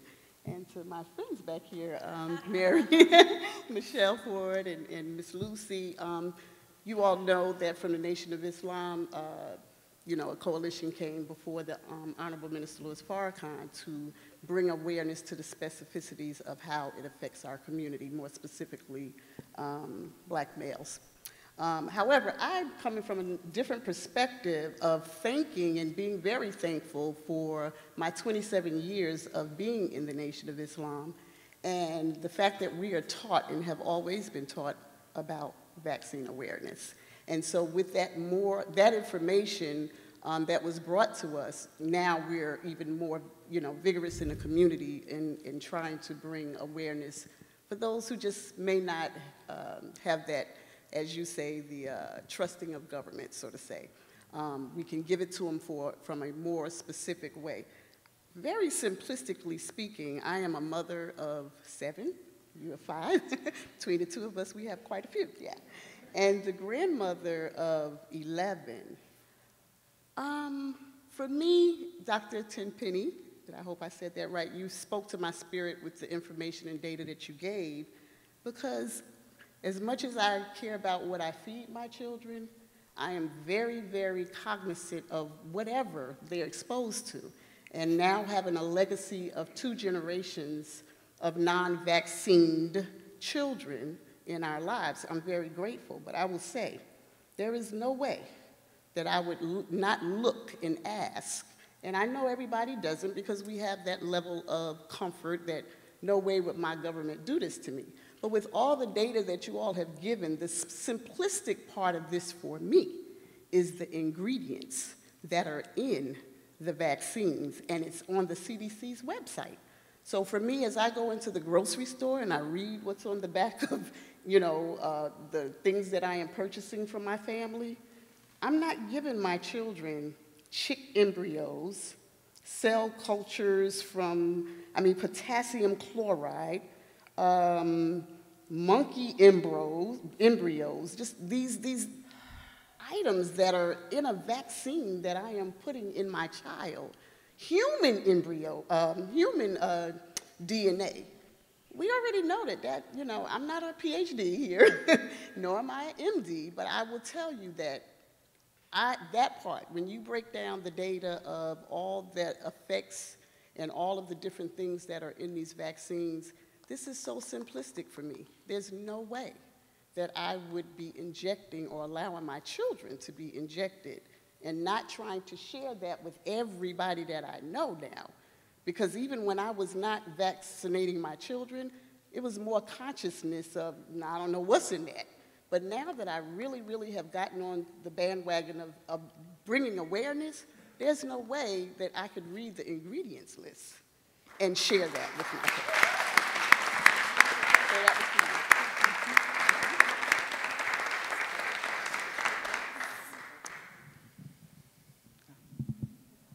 Okay, I'll just take it out. A little tall. A little tall. Okay, I can hand it over to you. Again, I want to say greetings to everyone. I have a particular question for, I believe, Dr. David. I wanted to find out from the standpoint of being in the agriculture field as a farmer, what is the correlation with the USDA, if any, in big farm? And knowing that a lot of the chemicals that is used to spray for pesticides, herbicides, GMOs may have some correlation with those things that may be in vaccinations. And then also, just from a general standpoint, you were earlier talking about, from the panel, immunity. So if we were to be eating properly, someone mentioned vitamin A, vitamin D, these are all of the things coming from the standpoint of eating well, that you may already have a certain amount of immunity that you would not necessarily need vaccinations. So I'm just wondering if there's any correlations between these big pharmaceuticals that may be pushing vaccines as also with the USDA pushing the things that we are already spraying on our foods. Well, the thing I would like to point out, and you can watch my free video where I go into the details of this, it's titled Below the Fruited Plain. I put it up in association with this event, actually. It's on YouTube, and just search sewage sludge vaccines, David Lewis, or something like that. But the problem we've got here is that we're combining things to the extreme, like we've never done before. Two chemicals that are not mutagenic, you can mix them together and they might be mutagenic. That's true of carcinogenic and toxic and everything else. Think of it now that we have mixed everything together. And sewage sludge, for example, has all the industrial waste. It has every pollutant that exists that we know about and don't know about, that including the vaccines after they've been through the human system. So it is safe to assume, I would argue, that anywhere sewage sludge or any other complex mixtures of toxic chemicals, which my own research showed just devastates the immune system, you mix that with vaccines with live viruses in them that have gone through the digestive tract and are no longer attenuated, you've created, I can't think of a better doomsday scenario. We just have to assume that wherever we have taken this approach to create very complex mixtures of pathogenic viruses, bacteria, toxic chemicals, we have to assume that's highly carcinogenic, it's highly mutagenic, it's highly neurotoxic, and that is everywhere around us now. It used to, EPA's solution to pollution was dilution. It went out in the rivers and ended up in the sediments of the oceans. Now it is spread at millions of times higher concentration at tons per acre all around us, not just farms, but forests, school playgrounds, golf courses, you name it. Any piece of land you can find to put it on, the USDA recommends it and argues it's safe. That's the other conversation we cannot have is on this issue.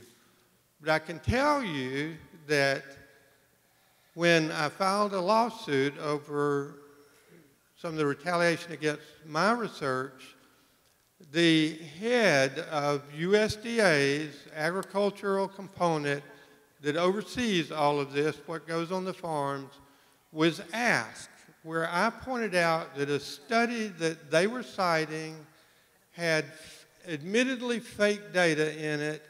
His answer under oath was that so long as it is supported by hundreds of studies, it's okay if the data are fabricated.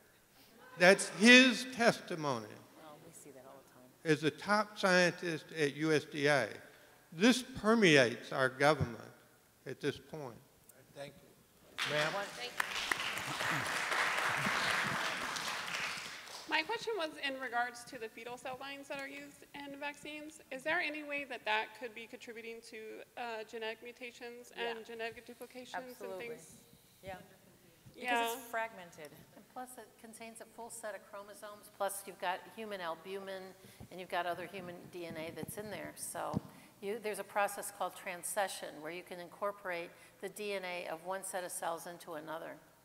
And so that includes chicken, bovine, dog, insect, all the stuff that's also being injected. Wait, hold up, I'm sorry. Yeah.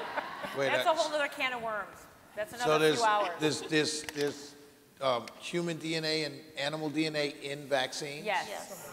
Yes. Yeah, the best, I think the best argument, and if you want to look into that, I think Dr. Teresa Deischer is really doing a lot of very serious work on that.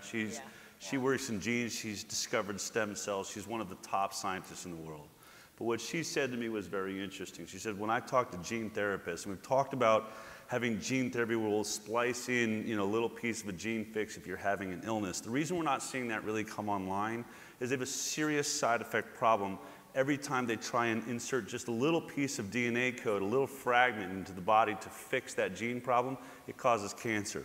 And it just reproduces a mutation over and over and over again. She's just done a study where she took the MMR vaccine and put it in a petri dish with stem cells. And what she has found that the stem cells, more readily than regular cells, take up the MMR. They take that DNA and they start mutating themselves, and that's very problematic. Your stem cells are what are mutating.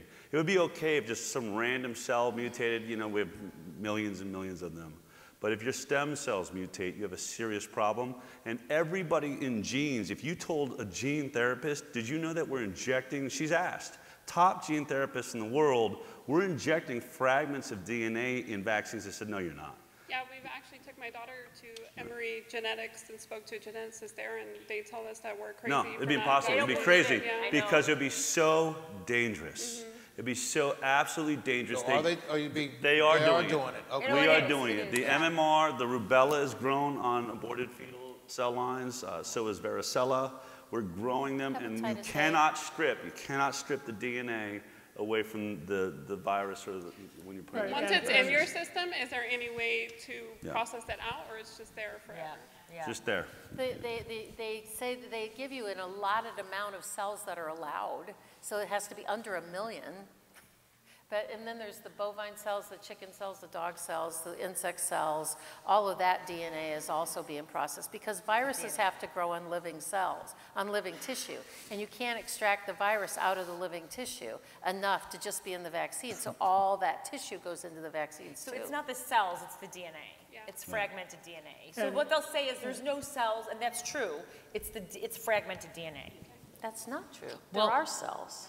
Well, there's the vero cells. There are cells. And you can, aborted fetal some of the manufacturers' product inserts used to list human DNA fragments from the nourishing cell lines in the list of ingredients. And I believe they've taken that out. Yeah, they've taken the words human DNA fragments out of the list, and they just have at the bottom this word other. Yeah, other components. But they'll have things like MRC5 and WH. Yes. Oh, yeah. They'll list that so you know what that is. But they used to list it in there, and they've managed to be allowed to take it out. Thank you. Of the list of ingredients, not out of the vaccines. Last question, and then we're going to wrap up. One more question from Judy Mikovits. Okay. It's for everybody. Dr. Judy. So the question for everybody is, which is the bigger public health threat? Gardasil or cervical cancer? Gardasil. Gardasil, no doubt. Gardasil, brought 2 cases of Mary Holland, Kim Mack Rosenberg, and Eileen Ario's book, Gardasil, the Vaccine on Trial. They're out in the lobby. Oh, it's a great and book. they've uncovered data after 2 years of researching that question in older women who the vaccine was just approved for because they were already exposed to HPV. It appears that there's a population anyway that appears to have a higher risk of cervical cancer after HPV vaccination. It's called negative efficacy. So they had a higher risk of the cervical, the SIN, no, not the cancer, but the SIN2 and SIN3 lesions that are precancerous that they tell us to be worried about. It was a loaded question because the vaccine wasn't designed and never will prevent a single cancer because it was designed only to prevent these little warts, that SIN3 on your cervix. And it's causing more cancer because people think they're protected. They go without pap smears. I mean, we could go on forever, but I was with that lovely family in vaccine court 2 weeks ago. Where they showed Dell's pretty picture up there. Oh, yeah? From our press conference where we said the public health threat was the Gardasil vaccine, not cervical cancer as an infectious agent. No, you're exactly right. There's an entire, we could do an entire event just on HPV vaccine. I just did a whole show on it. If you haven't seen the high wire from last week, dealing with HPV vaccine on trial. Everyone needs to read that book. You need to give it to every single person you know that has a kid around 8 or 9 years old because they're about to get that vaccine. But the best stat and the best way to put it is in their own literature, and here is a fact with HPV vaccine. Out of 100,000 women, 8 women will develop cervical cancer and 2 will die. If 100,000 women get the HPV vaccine, 300 of them will have a life-threatening adverse event. You do the math. And 1 out of 792 women died in their study who received the vaccine. 1 out of 792. Yeah. So we would have to kill 99 women to get 1 less cervical cancer death. There you go. And one little detail that tends not to get noted is 2 studies, one by Sin-Hung Lee of Mitford Hospital in Connecticut, who found viral DNA complexed with the aluminum adjuvant in Gardasil. And that study was widely ignored by the CDC and other governmental agencies, saying it wasn't true, but it was very, very much true, confirmed by a French lab of Laurent Bellec in Paris. So this is definitely there. So if you wanted to have I can't imagine a better way of putting creating autoimmunity than complexing aluminum with DNA and sticking it in your brain. You're asking for serious trouble if you do that. Thank you. Thank you. Thank you to all of you. Thank you to all organizers. Thank you to our panelists.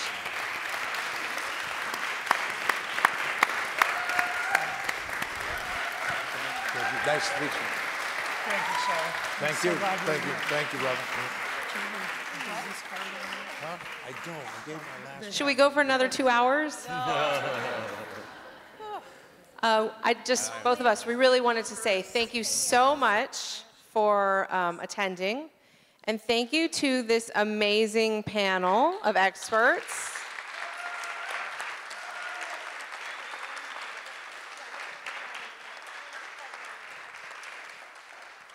And I want to say thank you to Brittany for joining me on this journey, because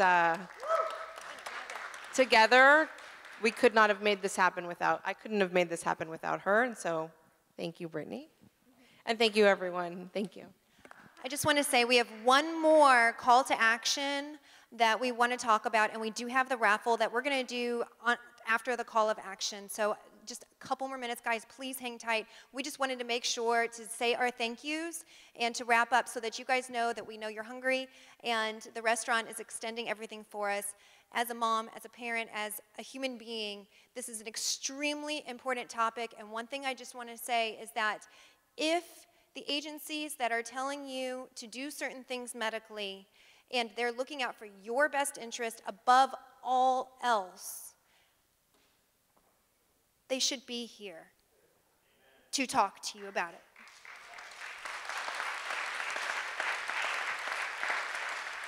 Please keep looking into it more. Thank you. And thank you to all of our panelists. Thank you to everybody. And I want to welcome Del Bigtree.